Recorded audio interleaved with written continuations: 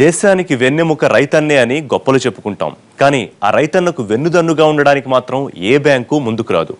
దేశాన్ని ఆర్థికంగా నిలబెట్టే ఆర్బీఐ కూడా ఈ విషయంలో ఏ చర్యలు తీసుకోదు. కార్పొరేట్లు కోట్లు మింగేస్తూ ఉన్నా పట్టించుకొని ఆర్బీఐ రైతులను ఆదుకునేలా బ్యాంకులకు ఎందుకు మార్గదర్శనం చేయదు? ఏం ఆర్బీఐకి కార్పొరేట్లంటే తీపి, రైతులంటే చేదా?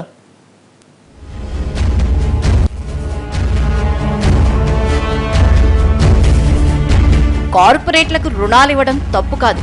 కానీ వాళ్లకు వేల కోట్లు క్షణాల్లో ఇచ్చేసే బ్యాంకులు సామాన్య రైతులు, బడుగు జీవుల పట్ల ఎందుకింత తీవ్రమైన వివక్ష చూపిస్తున్నాయి? దేశంలో బ్యాంకుల జాతీయకరణ జరిగి 6 దశాబ్దాలు దాటినా ఇప్పటికీ 50 కోట్ల మందికి బ్యాంక్ అకౌంట్లే లేవు. దేశంలో బ్యాంకులన్నీ లోన్లుగా ఇచ్చిన మొత్తం సొమ్ములో 60% పైగా సొమ్ము కార్పొరేట్ సంస్థలకే ఇచ్చాయి. ఇంతలా కార్పొరేట్లకు దాసోహం అంటున్న బ్యాంకులు రైతుల విషయంలో మాత్రం ఎందుకింత వివక్ష చూపిస్తున్నాయి?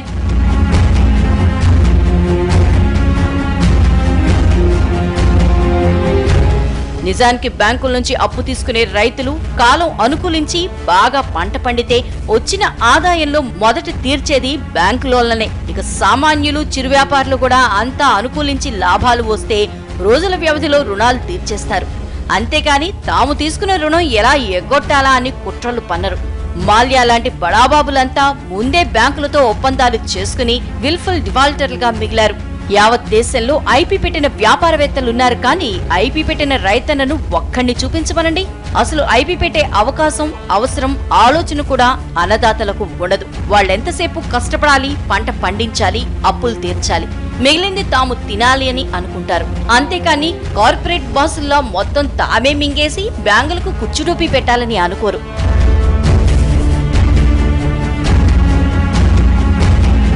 అయినా సరే రైతుల్ని నమ్మటానికి బ్యాంకులు మాత్రం ముందుకు రావటం లేదు. బ్యాంకులు కార్పొరేటర్లకు ఇస్తున్న అప్పులు, వాళ్లు ఎగ్గొడుతున్న రుణాలు దేశ ఆర్థిక వ్యవస్థ మీద ప్రతికూల ప్రభావాన్ని చూపిస్తున్నాయి.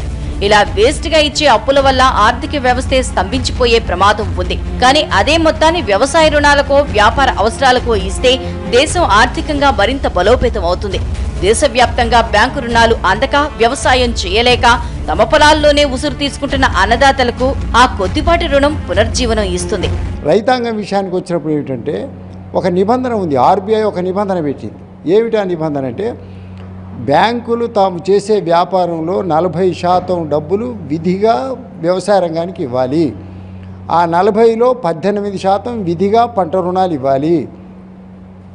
ఇవాళ తెలంగాణ విషయమే చూస్తే 3,48,000 కోట్లు బ్యాంకుల్లో డిపాజిట్లు ఉన్నాయి.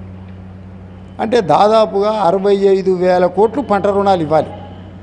కానీ గత సంవత్సరం, ఈ సంవత్సరం ₹1 పంట రుణాలు ఇవ్వాలి. ఎందుకని? రైతులు బాకీ ఉన్నారని. అసలు రైతంటే ఆర్బీఐ కూడా చిన్న చూపే. ఎప్పుడు సెన్సెక్స్ పరుగులు, రెపో రేట్ల రెపరెపలు లెక్కలేసుకునే రాజన్ గారు రైతుల కష్టాల్ని మాత్రం పట్టించుకోవటం లేదు. 8 ఏళ్ల కిందట ప్రపంచాన్ని మాంద్యం ముంచెత్తినప్పుడు మన దేశాన్ని దాని బారిన పడకుండా కాపాడింది మూల రంగంలో ఉన్న వ్యవసాయమే. కానీ సేవా రంగాలు కాదన్న వాస్తవం రఘురాం రాజన్ కి తెలియంది కాదు. అయినా సరే మూల రంగాల మీద ఆయనకి ఎప్పుడూ చిన్న చూపే. రీసెంట్ గా బ్యాంకుల వడ్డీ రేట్లను తగ్గించిన రాజన్ కార్పొరేట్ రుణాల మీద కొరడా జులిపించిన పాపాన పోలేదు. పోనీ కార్పొరేట్ బ్యాంకులకు రైతు రుణాలిచ్చేలా మార్గదర్శకాలు ఇవ్వలేదు. ప్రజల సొమ్ముతో కోట్లు కూడబెట్టే కార్పొరేట్ బ్యాంకులు రైతులకు ₹1,00,000 అప్పిస్తే తప్ప చిన్న చిన్న వ్యక్తులకు ఇచ్చేట రుణాలని ముక్కుపిండి వసూలు చేసేటటువంటి చట్టాలను పట్టుకొచ్చారు.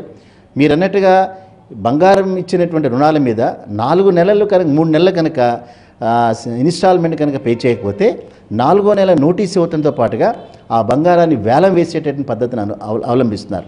అదే పారిశ్రామికవేత్తలు కనుక 3 నెలల్లో కనుక పే చేయని రోజున వాటిని అనేక రకాలుగా లాని చట్టాలను ఉపయోగించుకుంటున్నారు.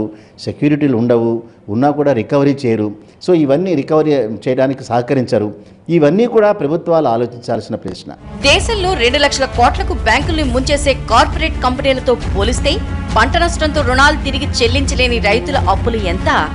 పంట నష్టం వస్తే రైతులు కూడా కేవలం తమ రుణాలు రీషెడ్యూల్ చేయమని కోరుతారు తప్ప రుణాలు ఎగ్గొట్టే ప్రయత్నం చేయరు. ఆఖరికి గ్రామీణ బ్యాంకులు కూడా రైతుల్ని నమ్మటం లేదు. రైతులు ఆస్తులే కాదు, ఏకంగా రాష్ట్ర ప్రభుత్వాలే తమంతట తాము ముందుకొచ్చి తాము గ్యారంటీ ఉంటామన్నా బ్యాంకులు మాత్రం అంగీకరించడం లేదు. రైతులకు లోన్లు ఇవ్వడం అంటే వరల్డ్ బ్యాంక్ నిబంధనలు అంగీకరించకపోవచ్చు, కానీ ఆర్బీఐ చెప్తే అంగీకరించే అవకాశం ఉంది. అయినా ఆర్బీఐకి మాత్రం అలాంటి ఆలోచన ఉన్నట్లు కనిపించడం లేదు. మన దేశాన్ని నిలబెట్టే రైతన్నల్ని ఆదుకోవటానికి మన దేశ ప్రజల డబ్బుతో ఎదుగుతున్న బ్యాంకులే ముందుకు రాకపోతే ఎలా? అలాంటప్పుడు ఈ కమర్షియల్ బ్యాంకుల వల్ల దేశానికి ఏం మేలు జరుగుతోంది? ఎప్పుడూ లాభాలే చూసుకుంటారు కానీ దేశ ప్రగతి గురించి, వ్యవసాయ రంగ అభివృద్ధి గురించి ఆలోచించరా? 4 కార్పొరేట్ కంపెనీల మీద ఉన్న నమ్మకం 2 రాష్ట్ర ప్రభుత్వాల మీద ఉండదా? తాము భరోసా ఇచ్చినా రైతులకు రుణాలు ఇవ్వడానికి ముందుకు రారా? రైతులకు రుణాలిస్తే దివాళా తీస్తామని టెక్నికల్ నాలెడ్జ్ మీదనే అడుగులేస్తున్నారే తప్ప వాస్తవికంగా దేశ సౌభాగ్యాన్ని, అభివృద్ధిని కాంక్షించరా? నిజానికి బ్యాంకులు అన్నదాతలకు కూడా కార్పొరేటర్లకు మాదిరిగా రెడ్ కార్పెట్ వేసి రుణాలిచ్చి ఉంటే ఇప్పుడిలా మన దేశంలో ఇన్ని లక్షలాది మంది రైతుల ఆత్మహత్యలు జరుగుండేవి కాదు. గడిచిన 2 దశాబ్దాల్లో మన దేశంలో 3 లక్షల మంది రైతులు ఆత్మహత్యలు చేసుకున్నారు. వీరిలో 42,000 మంది అప్పులు పుట్టక చనిపోతే 25,000 మంది అప్పులు తీర్చలేక చనిపోయారు.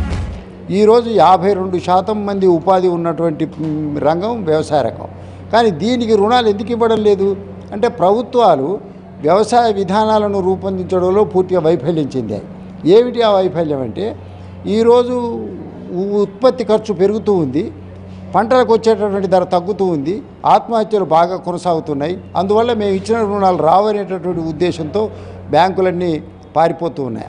రైతుల్ని ఆదుకోవాల్సింది ప్రభుత్వమే, దాన్ని ఎవరు కాదనరు. కానీ ప్రభుత్వాలకు కూడా కొంత పరిమితి ఉంటుంది. ఒక నిర్ణయం తీసుకోవడానికి రాజకీయ పరిమితులు ఉంటాయి. కానీ ఎప్పుడైనా ఏ వేళల్లో అయినా రైతుల్ని ఆర్థికంగా ఆదుకోగలిగింది మాత్రం బ్యాంకులే. ఒకప్పుడు దేశంలో ప్రభుత్వ బ్యాంకులదే పైచేయి, కానీ ఇప్పుడు ప్రైవేట్ బ్యాంకుల హవా నడుస్తోంది. ఆ బ్యాంకులన్నీ కార్పొరేట్ రూల్స్ అనే చట్టంలో ఇరుక్కుపోయాయి. ఇలాంటి టైంలో దేశాన్ని, రైతుల్ని, సామాన్యుల్ని ఆర్థికంగా ఆదుకోవాలి అంటే అందుకు ఆర్బీఐ ఒక్కటే నడుం బిగించాలి. కోట్లు కార్పొరేట్ రుణాలతో పాటు బక్క రైతులకు వ్యవసాయ రుణాలిచ్చేలా మార్గదర్శకాలిస్తే అనతి కాలంలో భారత్ అన్ని రంగాల్లో పరిపుష్టం అవుతుంది. ఇది ఇవాల్టి స్టోరీ బోర్డ్. మరో అంశంతో మళ్ళీ కలుద్దాం. నమస్తే.